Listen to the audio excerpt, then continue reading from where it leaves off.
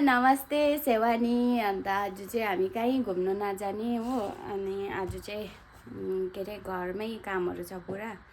भर्खर हामी चाहिँ आज छुट्टी भनेर ढिलो उठ्यौँ।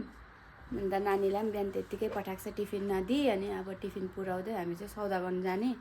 बेलुकाखेर चाहिँ पुरा भिड हुन्छ, त्यही भएर चाहिँ हामी दिउँसै गएर सौदाहरू गर्ने। अनि त्यतै हामी खाना पनि बनाएको छैन घरमा, त्यतै के खाने। अनि भरे राति अलिक छिटो खाना बनाउने भनेर सो अब हामी जान्छौँ।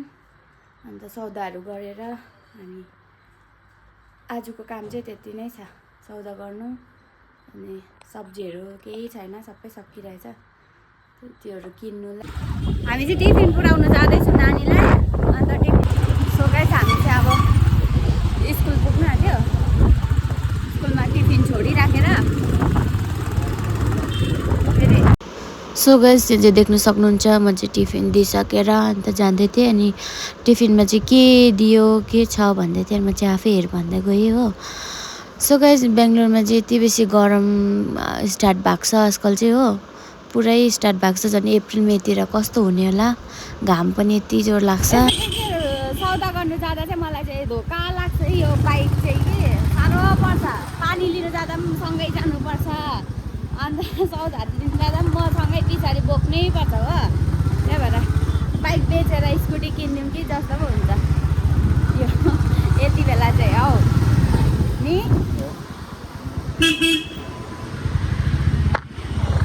पक्का लाग्छ कोही बेला चाहिँ घरबाट निस्किनु मन लाग्दैन, फेरि हुँदैन नि त, यहाँ अगाडि राख्नु पनि हुँदैन, पछाडि राख्ने पनि जग्गा हुँदैन। अन्त के अरे बाइक बेचेर स्कुटी किन्नु भन्छु क्या म। हामी इडलीबाट खाना लिएको त्यही दिन भयो। इन्स्टाग्राममा चाहिँ इडली र डोसा भन्दा त्यो सुन्दा खानु मन परेको रहेछ भन्नु खोजेको।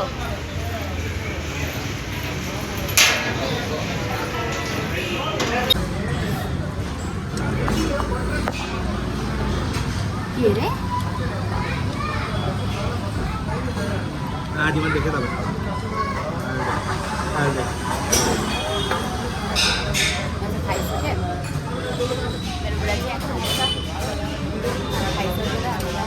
सो गाइस हामी चाहिँ फाइनली आइपुग्यौँ जहाँ चाहिँ हामी सामान किन्नु आएको थियौँ।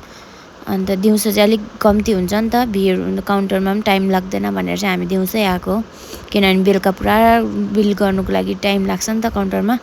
अनि म चाहिँ फर्स्टमै यहाँनिर पेन हेर्दै थिएँ, नानीले पेन चाहियो भनेको थियो नि त। अनि यहाँ चाहिँ किनभने बेसी लानु हुँदैन, कम्ती लानुपर्छ भन्दा म चाहिँ हेर्दै थिएँ। अनि प्राइस पनि चेक गर्दै थिएँ कुन चाहिँ कम्ती छ भन्दै हो। अनि यहाँ चाहिँ बोतल पनि एकदमै कलर कस्तो दामी क्या, मन पर्यो पुरा। तर अब स्कुल खतम हुन आँट्यो, अब स्कुल लागेपछि मात्रै किनिदिन्छु भनेर राखेँ वापस। अब चाहिँ यहाँनिर हाफ पेन्टहरू पनि रहेछ। अनि हाफ पेन्ट पनि हेर्दै थिएँ, किनभने आजकल पुरा गरम भएको छ नि त बेङ्गलोरमा, गरम चढेको छ। अन्त त्यही भएर दिउँसो चाहिँ हाफ पेन्टमा चाहिँ कम्फोर्टेबल लाग्छ नि त मलाई चाहिँ। अन्तदेखि यहाँ चाहिँ कम्फोर्ट हो, अन्त के अरे सर्फ फिनाइलहरू सबै यहाँनिर किन्दै थिएँ म चाहिँ। मेरो बुढाले त्यसले पुग्दैन भन्दै अर्को 1 केजीको बोक्नु भनेर भन्दै थियो। अन्त म चाहिँ यहाँनिर फिनाइल पनि रहेछ अफरमा, प्राइस हेर्दै थिएँ। म चाहिँ सबै प्राइसहरू हेर्दै किन्छु क्या, किनभने अलिक जुन चाहिँ कम्ती छ त्यही बोक्छु म चाहिँ जहिले पनि। अन्त किनभने सेभिङ पनि त गर्नुपर्छ हो। अन्त सरफ पनि साबुन पनि डल्लै 1 महिनाको लागि म चाहिँ किनिराख्छु, स्टोर गरिराख्छु नि त, किनभने बार बार दोकान गइराख्नु मन पर्दैन मलाई चाहिँ। अन्त 1 महिनाको लागि सबै सामानहरू किनेर राखिराख्छु। यहाँ चाहिँ भिडियो खिच्नु पनि दिँदैन कि, भिडियो नखिच्नु भन्दै थियो त्यो काम गर्नेहरूले। म चाहिँ रम्मै भन्दै खिच्नु लगाइरहेको थिएँ मेरो बुढालाई। त्यहाँदेखि के अरे अन्त फेरि पनि यहाँनिर भिडियो नखिच्नु भने एकजनाले। अनि म चाहिँ रम अटेरी गर्दै खिच्दै थिएँ। यहाँ फोइल पेपर निकाल्दै थिएँ म चाहिँ, किनभने के अरे रोटी ऱ्याप गर्नुको लागि मलाई चाहिन्छ नि त यो चाहिँ, किनभने ड्युटी लागेर जानुपर्छ हो। अन्त खाने टाइमसम्म चाहिँ पुरा चिसो भएको हुन्छ नि त, यसमा चाहिँ अलिक गरमै हुन्छ अनि प्लस सफ्ट भइरहेको हुन्छ नि त। अन्त चाहिँ सबै भिडियोहरू खिच्नु पाइनँ किनभने भिडियो गर्नु दिएन हो। अन्तदेखि चाहिँ हामी सौदाहरू गरेर बिल गरेर हामी चाहिँ घर वापस आयौँ। ओके, आजलाई यति नै। Thank you for watching, bye by.